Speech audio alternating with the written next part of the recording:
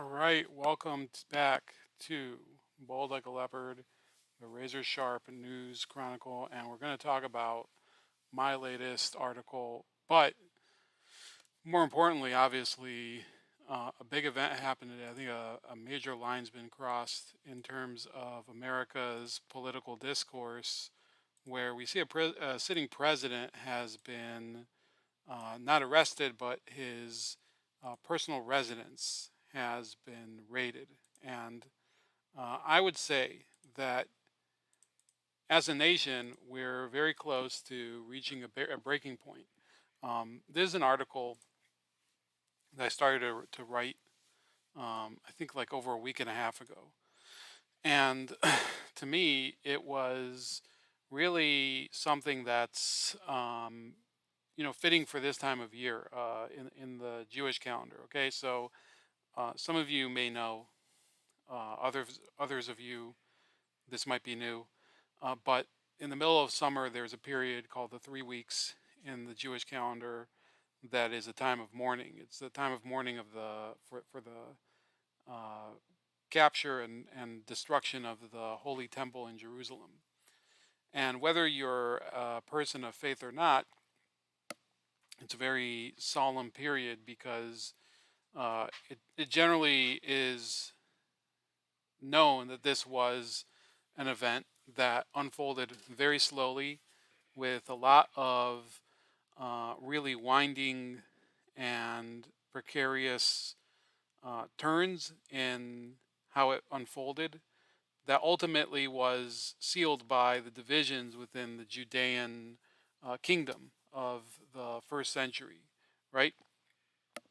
So if you're a Christian, you might know of this because it happened a few decades after the death or the crucifixion of Jesus. So if you're Jewish, you might know about this because of the holidays that happen during this period, which are the 17th of Tammuz and the 9th of Av, that are days of mourning in Judaism. And generally, uh, we don't celebrate at all. We don't have special occasions such as weddings. We don't have major life cycle events that go on if we can help. I think a bar mitzvah you'll still have because that's supposed to still occur near the date of the person's birth. But I think that America is going through, unfortunately, a similar period. And I'm not saying this to be a doomsayer, but nations do go through this type of period where you've had a number of good, um, good periods in your history, points of pride where people can look at what the nation has done as as a unit, right? If you want to think about the United States, there were several events of the 20th century that, at least if you're in the mainstream, you consider to be moments of triumph, right? Let's say the landing, many of the advances in medicine that we saw, advances in technology, winning World War II, um, winning the Cold War, right? So those were aspects of our history that we found to be very useful points of pride in order to establish exactly, um, what does it mean to be an American, right? What are the landmark events of our history? And unfortunately, some of the greater events of our history are also, um, tinged with bad flavors from lesser events of our history, right? So if you're on the left, obviously, not just on the left, but if you're a person who has a critical view of American history, you go back to things like the civil rights era, where there was open oppression of Americans who wanted to desegregate schools, right? Most Americans, right? I don't think that you'll ever find a person on the street who will admit, okay, there's outliers there, but most people would admit that slavery was a shameful period of our history. But none of those events really cause you to think that this could be the end of the country as we knew it, right? The Civil War, obviously, I think would be the biggest event that threatened the integrity of the Union, because were the Confederacy to win, were we to see Lincoln not prevail, yes, we would have been two different countries at least, right? Because nobody knows what would have happened to the Confederacy. And we would have probably seen many people within the United States start to doubt whether it really was a viable system of government, because something like slavery had torn it asunder. Well, I think we're arriving at this sort of period, and it's not only because of the search and seizure of documents from Mar-a-Lago tonight. Look, I think Donald Trump's um, present legal troubles, they're not the be all and end all of what's going on. There's certainly, plenty of people who have been deprived of their rights, deprived of the, way before this has been going on. We talk about sometimes, at least in my circles, I've tried to talk about the case of Miranda, right? The guy, I think his name was, let me look him up. So it's not Emilio Miranda, but the Miranda rights, we know of them as the Miranda rights because there was a defendant named Miranda who ended up being unlawfully detained at a certain point. He ended up being a rapist, by the way, for those of you that are not aware. But he was a person who, at one point, was detained for rape. And let me see, am I offline? Let me see here. Can you guys see me?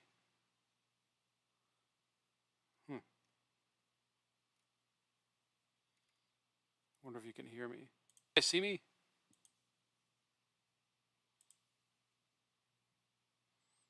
Wow.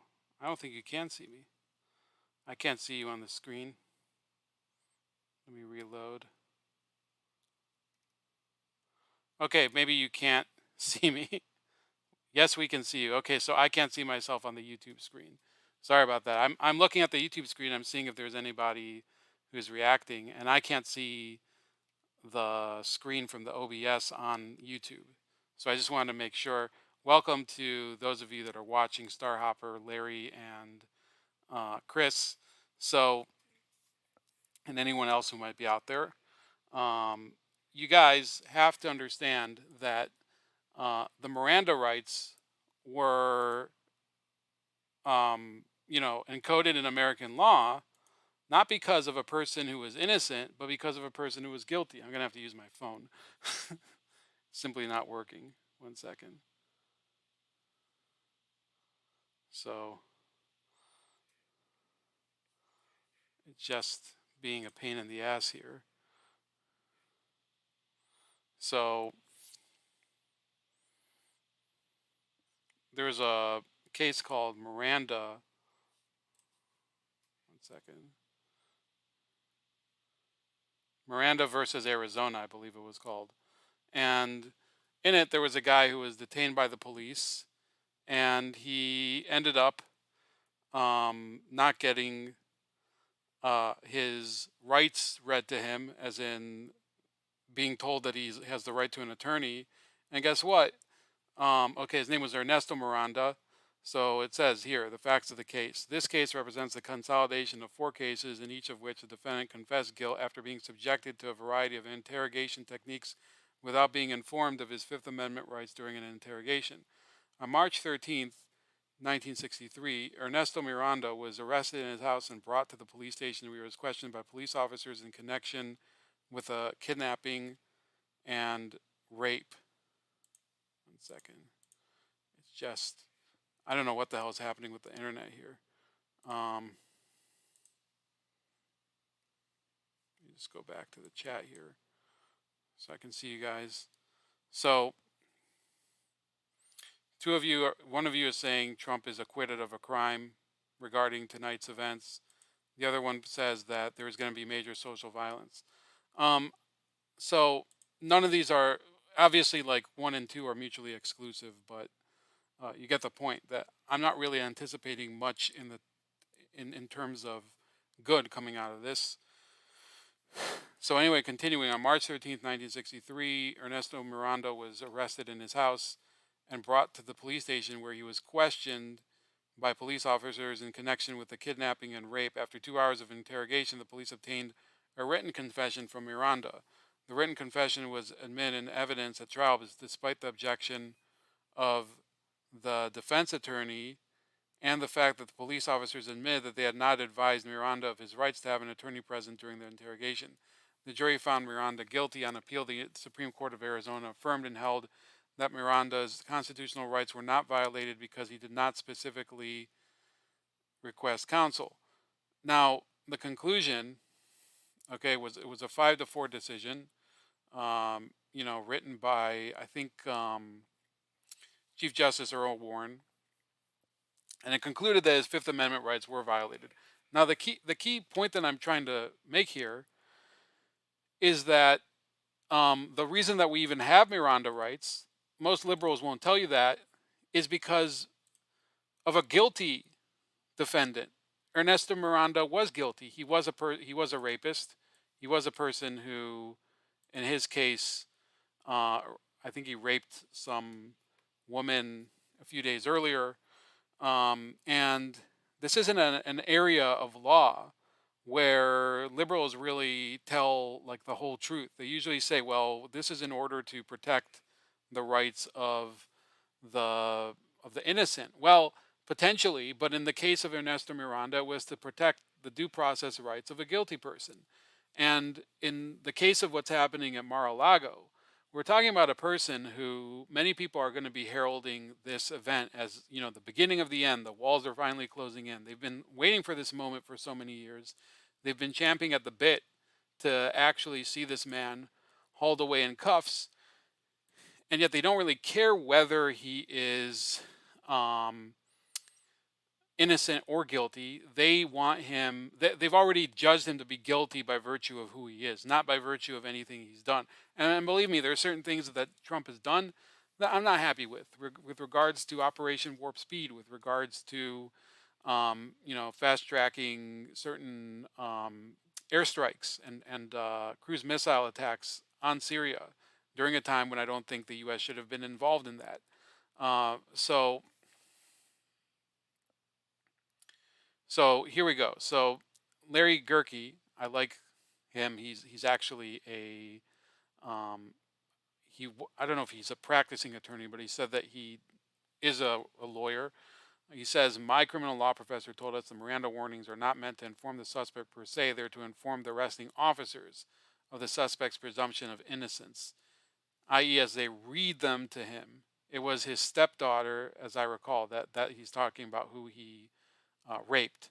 The irony is Miranda lay dying, having been stabbed in a bar. He lived long enough to hear the arresting officers read his killer's Miranda rights. Yeah, that is very ironic. So, Ernesto Miranda was a violent felon, and yet many people would probably hold him up to be some person who, he struck a big blow for liberty, I guess. Unfortunately, it was a big blow of forcible sexual activity with a minor, apparently. And it reminds me also, I don't want to compare exactly, but can you think of other people who are career criminals who have been lionized by the media recently? I would think, I will say Jacob Blake, for example, lionized by the media, even though he had an abusive relationship with a child that I think was a child of the woman that he was dating. So, President Trump, look, I don't know whether it would be wise for him to run in 2024 because I'm not a good person at predicting things. I've voted often in primaries for people who don't win.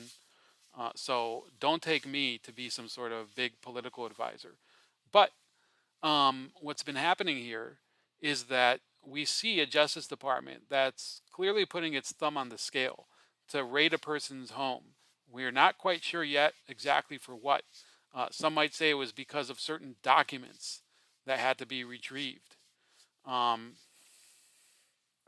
so this from the Guardian. DOJ declines to confirm or deny existence of an investigation. The Guardian's congressional reporter Hugo Lowell has this recent update from law enforcement officials this evening.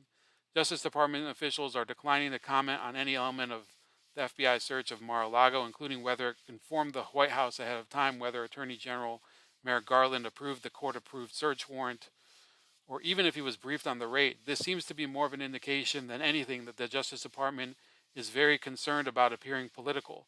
The Justice Department is not supposed to get involved in politics, so it's not surprising that it declined to comment on a high profile raid of a former president's home.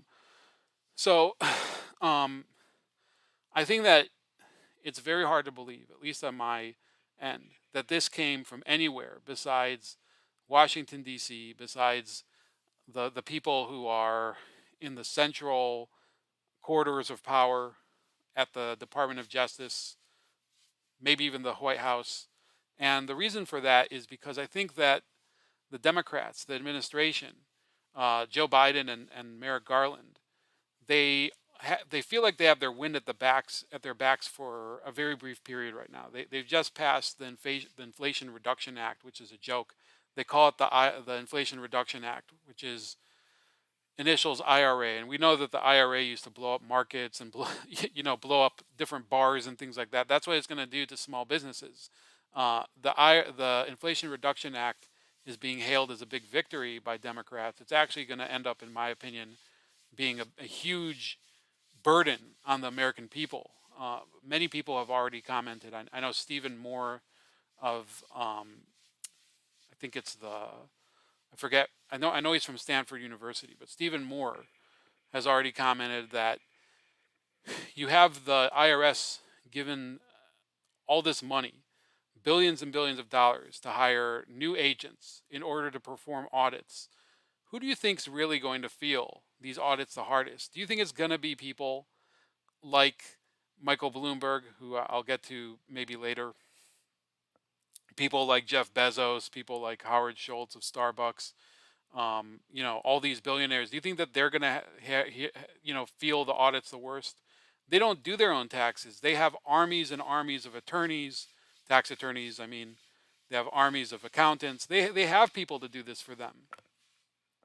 And meanwhile, they can continue building their empires and finding ways to, skirt all of these new regulations and taxes, and by influence, basically, as they've always done it. The U.S. Congress would never strangle off this portion of the public, the billionaire class, or the corporations, because those are the people that give them the power and legitimacy that they have. Those are people with expendable capital. It might not be the majority of capital in the country. It's certainly a lot, but it's not the majority of capital. It's not enough in order to dig America out of its debt hole. But it's certainly enough to influence politics, to influence the course of events right now. Apparently, people are flowing to Mar-a-Lago and trying to, demonstrate their support for the former president. So there's certainly an event that I think will reverberate for a little while. This is Dan Bongino's response to this. Hopefully we won't get an ad. And hopefully the video will play.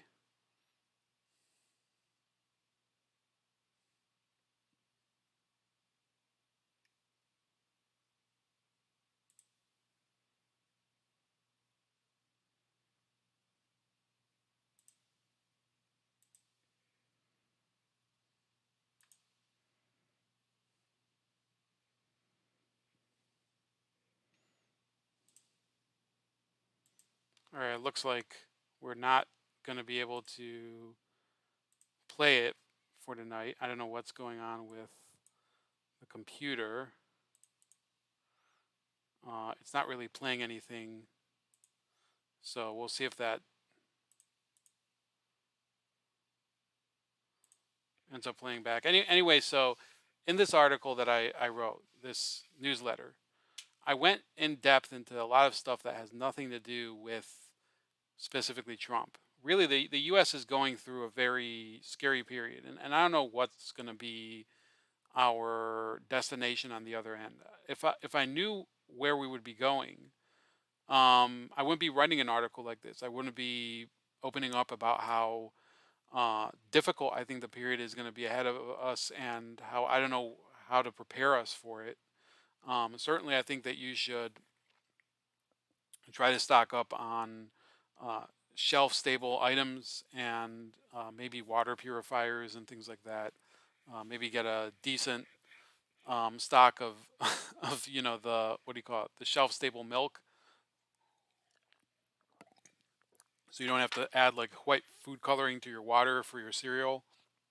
That's just a little joke there. I know that most people wouldn't even dream of eating cereal like that. But in any case, this whole topic developed out of a kind of a discussion I had on a Telegram forum with another guy, a YouTuber named Johniversary, or sorry, Johniversity. So he's an Israeli YouTuber. I actually streamed with him a few years ago regarding the debate about the dancing Israelis in 9/11. That was a debate I had with Ryan Dawson, and I was recapping it with him. And I'd said on one of the Telegram forums, I think it's the only one that we are on together, that um, we're sort of losing our status as having the world's reserve currency. And he said to me, "Hey, why would you say that? Who's going to replace the U.S.? What's going to happen? You can't just make a proclamation like that. Maybe you should say that you have to tell me what's going to come after." And that those are the main two questions. If not the U.S. dollar, then what will be the world's reserve currency? If not the United States, then who will be the world's great power? So I'm here to tell you that neither of those questions needs an answer yet in order for you to surmise that, yeah, the US dollar could be losing its status, at least temporarily, as the world's reserve currency, right? And the next big holder of that title, right? We might not know who that is for a little while, right? Am I trying to say that it's going to be the yuan, the Chinese yuan, or the Russian ruble? Absolutely not, because I think those countries are dealing with their own economic issues at the moment. I don't think that Russia is on the verge of collapse, as some of these idiots are saying, but um, we're certainly talking about the U.S. dollar maintaining its status as of right now, simply because many of these countries, like Argentina, the European Union as a whole, are going through a very difficult period in their own right. They're losing um, their own economic stability because we're economically unstable, and it's not as if we're becoming strong because of our own economic strength, right? The person I think that is, you know, certainly honest about his perspective on the economy is Peter Schiff, and I've been listening to him more and more lately. I always sort of, dabbled in some of his podcasts, but he never seemed to waver on a central point, which is that it doesn't matter who the president is. It doesn't matter which political party is in power in the White House or in Congress.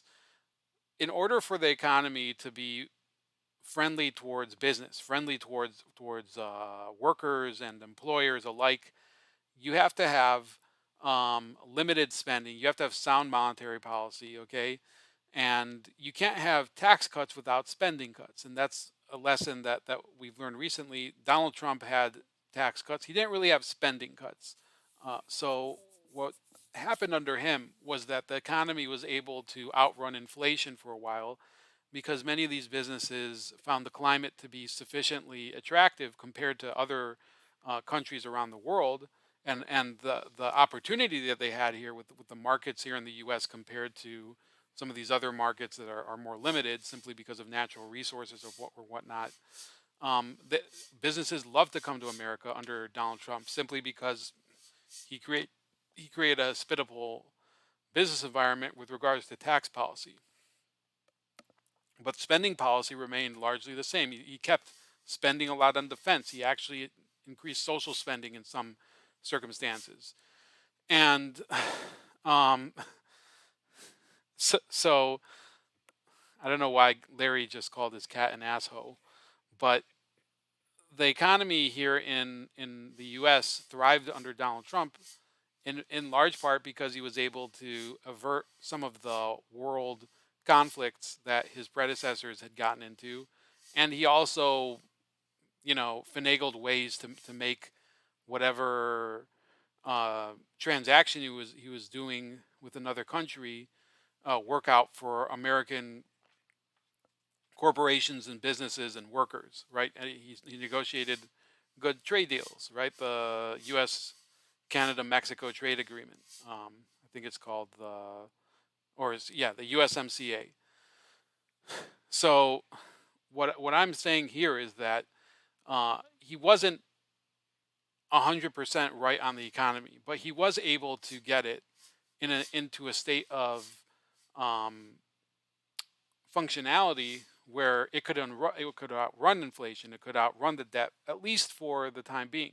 Once he left office, once the Democrats reversed course, also on taxation, also on regulation, and also on trade policy and energy policy, we saw the real effects of rampant spending and uh, sorry to hear that, Larry. I have a dog, so I don't really have to clean a litter box, although I have to follow somebody around the block. Anyway, so Donald Trump had all these problems with, getting his budgets passed, and he couldn't really do those spending cuts because spending cuts are unpopular. People don't want to hear that they can't get their EBT card filled to quite the number that they used to get it. They don't want to hear that their their disability benefits might be lower. They don't want to hear about their Medicare changing in any way, shape, or form.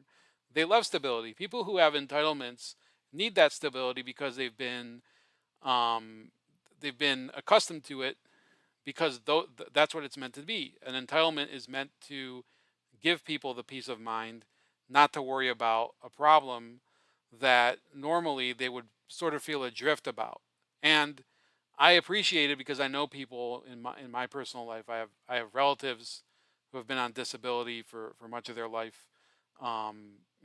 Because in fact, my brother was on disability for a very long time. I don't think he is anymore. And I think he sort of learned that the disability payments, while they were pretty easy to get, he really didn't have much to do with himself with the time that he had.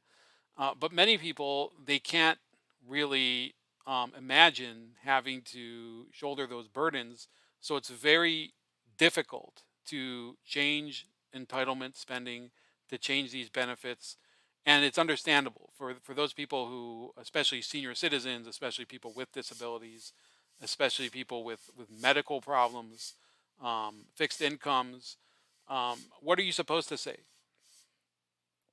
But the truth of the matter is that it does not help the overall economy to have more and more and more entitlements on top of one another. And the Democratic Party has thrived for years on saying, well, you deserve more. The rich need to pay their fair share.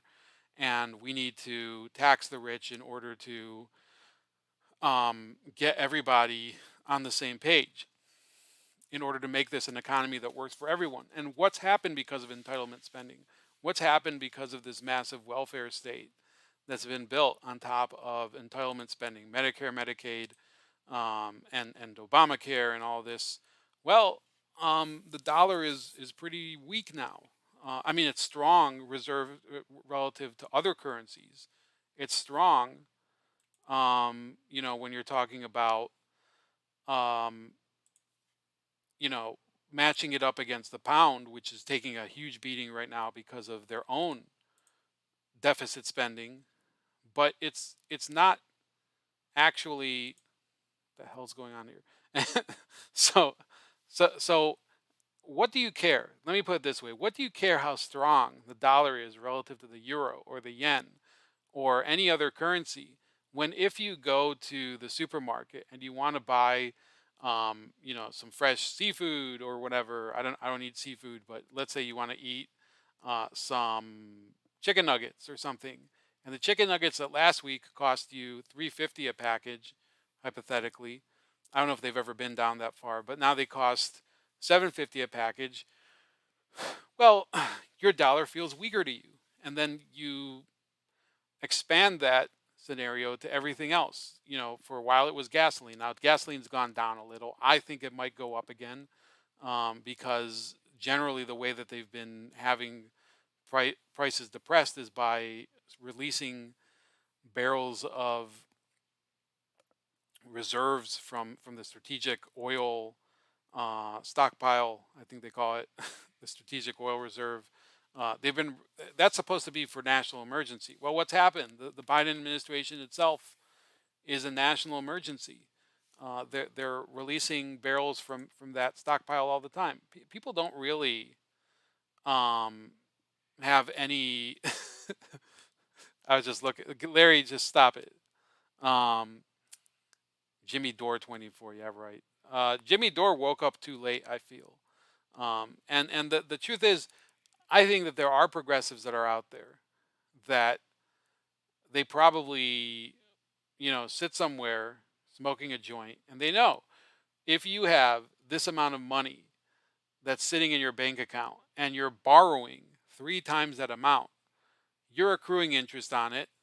There's no magic supply of money out there that'll that they can just forgive you and say, um, whatever. So you took $1,200. You only have $400 in your account. Here's another 13,000. Right? That's not the way it works. The money has to be representative of something in real life. So when you go to the supermarket and, like I said, you buy chicken nuggets for 7.50, you buy asparagus for $15. Right, I'm just throwing out numbers right now. You're buying oatmeal for $26, right? A pack of oatmeal. You're suddenly saying, what the hell is going on here? Why is this currency so weak? It's weak because they've cheapened it. They've been spending. Um, they've been passing these spending bills for so many years, thinking that, look, we have the strongest currency in the world. The petrodollar is really what enforces it. All these countries, they have to trade in the dollar, because if you don't have dollars, you don't get oil. If you don't have oil, your economy doesn't work. We have you by the balls, and it's no longer like that. So, Larry, you're gonna I'm gonna revoke your moderator wrench if you keep talking about that. No, I don't really. I mean, I actually listened to Jimmy Dore, I think, earlier today, but no, I'm not interested in doing that. Plus, I think he'd also be a terrible president. And um, if you were to put somebody instead of Jimmy Dore, you put somebody like Peter Schiff. Yeah, I would definitely be. First of all, because I would get some money out of it personally. In real money. He deals in precious metals, not in funny money. I think Jimmy Dore might be, he might be honest, but he's not exactly the sharpest tool in the shed when it comes to economics. So they're talking about bringing in this central bank digital currency. A person, forget Jimmy Dore. So Jimmy Dore is an entertaining guy. He's a funny guy. If you want to find a channel that will explain to you how the economy actually works and how a lot of these currencies are sort of falling apart, and explain it to you on sort of a person to person level, not as some sort of person who's pretending to be an expert. You have to find this channel called Rethinking the Dollar.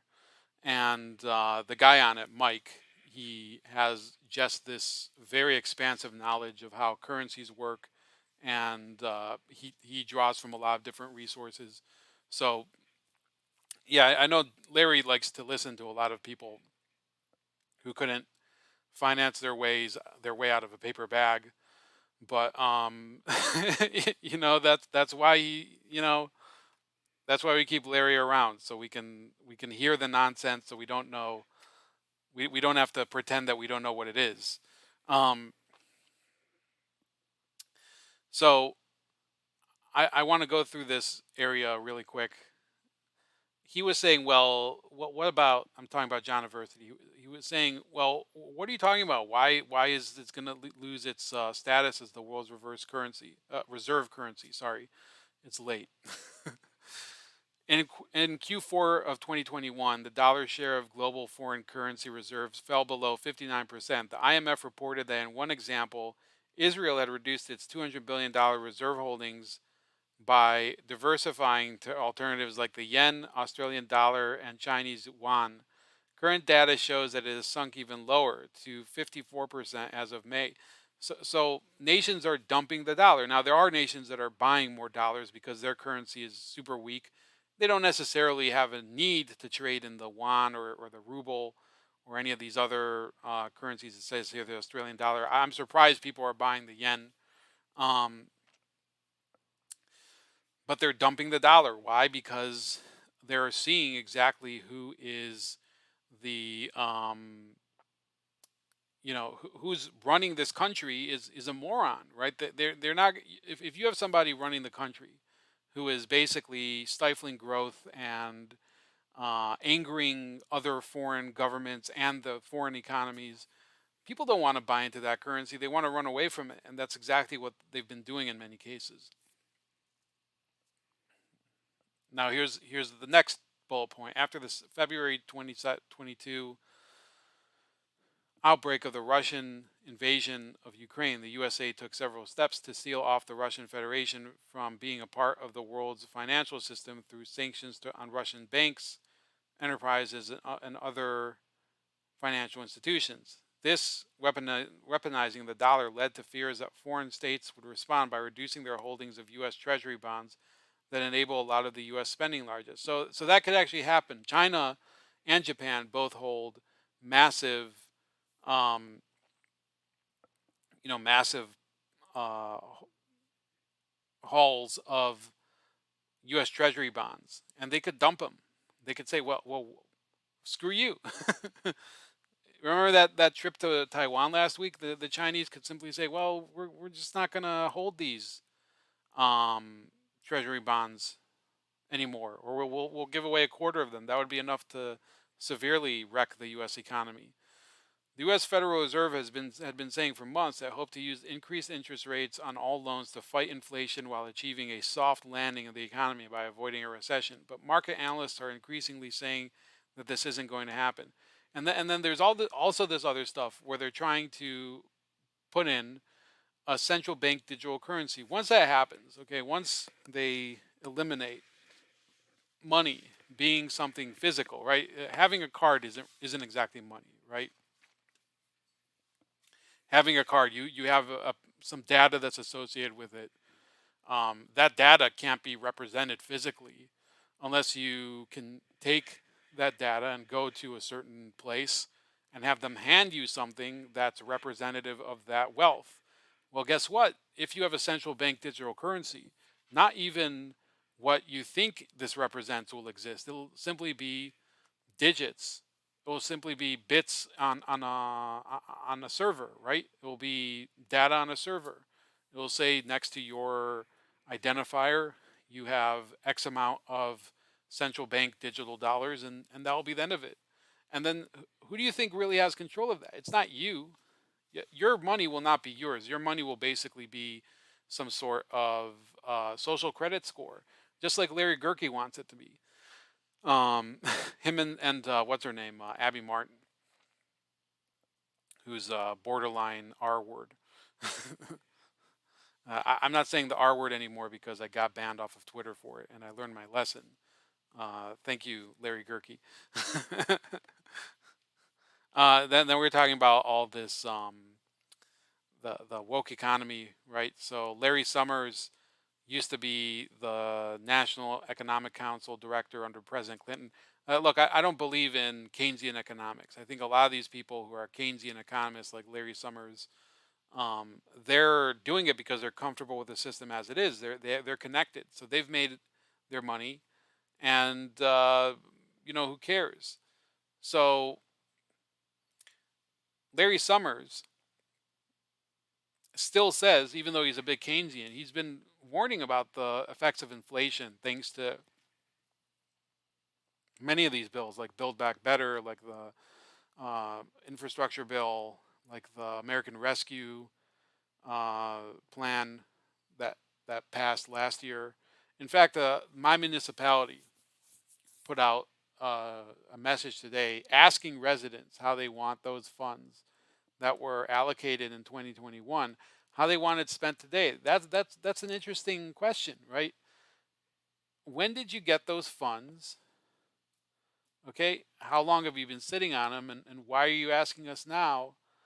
I mean, if you asked for those funds and you didn't know what you needed them for, then why did you ask them for them, right? We're paying for those that American Rescue Plan, right? Whether you're paying from your own money into taxes or you're paying through the inflation that comes from printing more money, you're paying for that American Rescue Plan. There is no such thing as a free lunch, as Ron Paul would say. So these morons that are saying, "Oh, we have all this money we can spend. What do you want us to do with it?" Shouldn't you have thought of that before you took the money, before you asked for the money? And that's the way that it's going to be. You have a lot of this wealth that was sucked out of the American economy through all of these different bills, whether it was the the CARES Act under President Trump, whether it was the American Rescue Plan, whether it was the CARES Act, all of these different pieces of legislation. Now you have this Inflation Reduction Act. It's all flim flam. The more money that they appropriate, the more money that they add to the spending column, the more you're paying. It doesn't matter whether you are actually paying a lot of taxes, because the money that you are getting from the government, let's say you're a person who's entirely dependent, you don't have an independent income, the money that you're getting through your benefits doesn't go as far either. So you're basically part of a serf class. You're sitting there, you're doing not very much because you need to remain under a certain income level in order to qualify for these benefits. And then the benefits that you do get, they don't go as far. Now they're also saying that they're going to negotiate prices through Medicare with pharmaceutical companies. Well, how far do you think that'll go? Right? Is that going to make those drugs more abundant and more affordable? Not really. And I'll be frank with you, I'm not a fan of big pharma. This is not going to be a way to get back at big pharma. They're going to make their money one way or another. If need be, they're going to find a way to get the government to literally buy the drugs from them and give them all sorts of bonuses and tax breaks and everything. They're going to make out fine. Eli Lilly and Pfizer and all of them. Do you think that they're really going to be affected by any of the taxes or the bargaining that the government does with them? They're going to break even either way. They're going to more than break even. You're going to see record CEO pay for these companies because there is no way for the government to negotiate fair prices on behalf of everybody when, in the end, they can't make the supply. The government can't conjure up these pharmaceuticals. The pharmaceutical companies have to do it. I'm not even talking about good pharmaceuticals. I'm just saying in general, right? I'm not even telling you what to take. As far as I'm concerned, you can be what were they, like the Christian Scientists, that they don't believe in any medicine whatsoever. You can't even have a blood transfusion. The point that I'm trying to make is the government is not going to give you better or more medication simply because they say they can negotiate the price. It's just not going to happen. So Clinton was a great economic president simply by virtue of the fact that he gave way after his massive beatdown in the 1994 midterms. He got destroyed, and he said, "You know what? I'm going to reverse course. I'm going to do everything opposite." He had 4 years of George Costanza opposite day, 6 years, in fact. Basically sold out to the Republicans on all of his economic agenda. He did things like the American Telecom Act of 1996 that deregulated a lot of these cable companies. Liberals hate him nowadays for that, but it worked. I'm not going to say that everything he did was a great idea, but it worked for him. Long term, it made him into one of the most popular presidents of our lifetime. No, I'm not saying he was a great guy, but I am saying that politically he was a genius, and really the idea that Hillary Clinton would have been as good of a president simply because she had the last name is ridiculous. She doesn't have any of the political instincts of her husband. She's, if anything, somebody who, um, I guess she was more of like his manager and was able to sort of rein in a few of his abusive characteristics, but she doesn't have any of the real instincts that he has. He's a president who knew which way the wind blew. He was a weather vane. That is who Bill Clinton is. He has no principles to him. So luckily for Americans, that helped our economy for many, many years. Under Bill Clinton, we enjoyed a fairly decent economy, and under Bush, it didn't really go as well. But let me see here. Larry says she manages HPV wards. Well, I mean, I'm not sure how you're privy to that information, Larry, but you can keep that to yourself.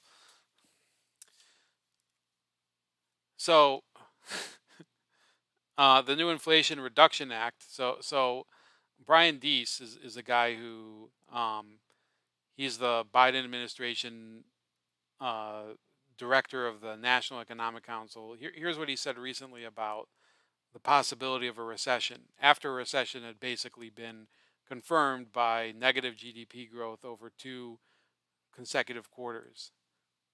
The economy today, what we and other outside analysts identify is that consumer spending remains solid, household balance sheets remain largely in good shape.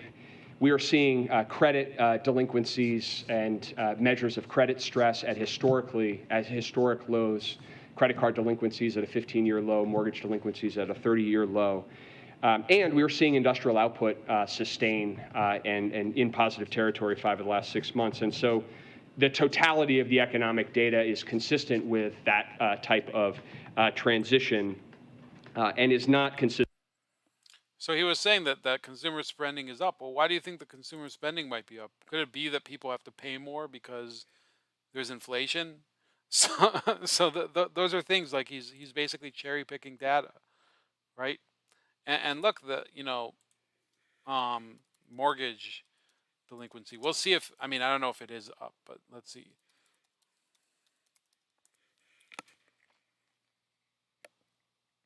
Let's see if the browser even works. That's the real question. If I have to go back on my phone.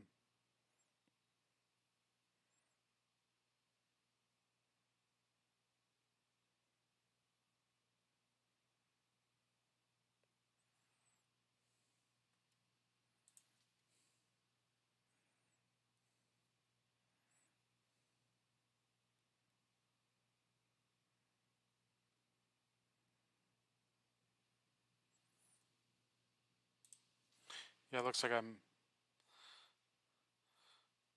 having some severe issues with this browser. So, mortgage delinquency. So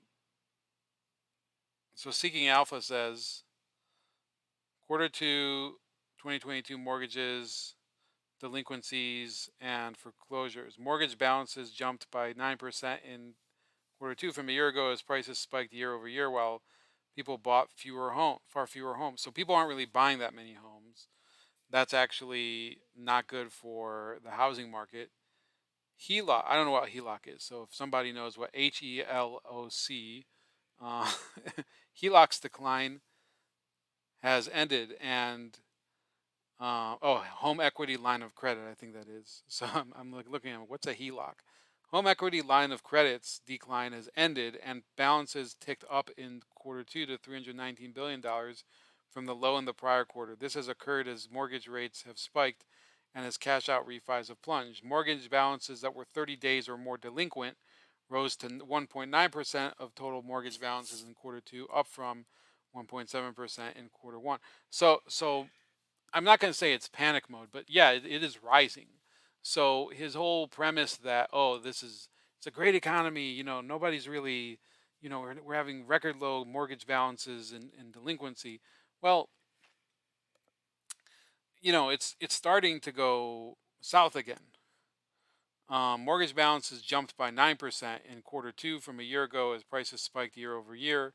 While people bought far fewer homes, sales of existing homes dropped by 10% from quarter two last year, and sales of new single family houses plunged by 19% over the same period. Mortgage balances have surged relentlessly since the beginning of the housing bust in 2012. Over those 10 years, mortgage balances surged by $4.6 trillion dollars, and over the past 3 years, mortgage balances surged by $2 trillion dollars, or by 21% to $11.4 trillion dollars. So,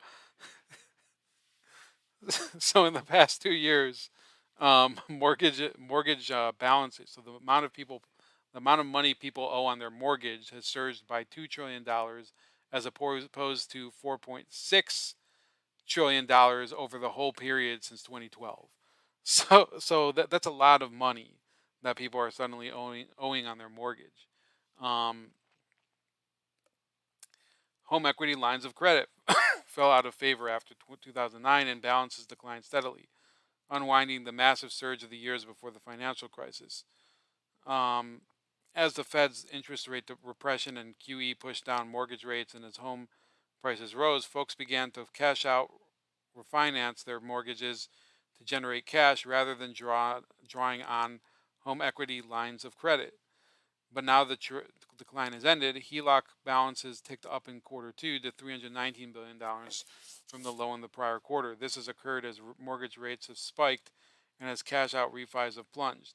So, so that this is what he says. There is now a new dynamic in place. Much higher mortgage rates. It would be stupid to refinance a 3% mortgage with a 5% mortgage in order to draw $100,000 in cash out of the home. It's better to leave the 3% mortgage alone and get a $100,000 home equity line of credit that charges 5% on the outstanding balance, if any. So I expect so people.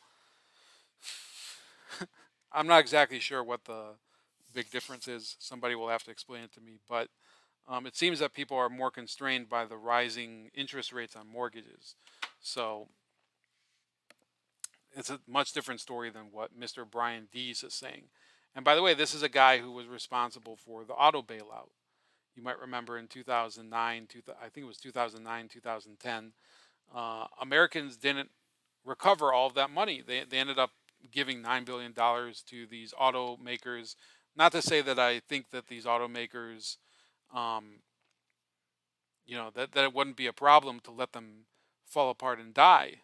But the truth of the matter is that we're several years later. Those automakers could have been bought out by some private equity firm and transformed into something else. Instead, we had this massive bailout at your expense that in the end you ended up paying $9 billion out that you didn't get back out of $79 billion total.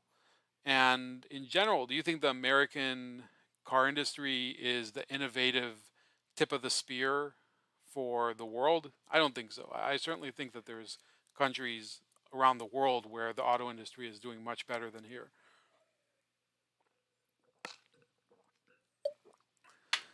So he's also a supporter of ESG.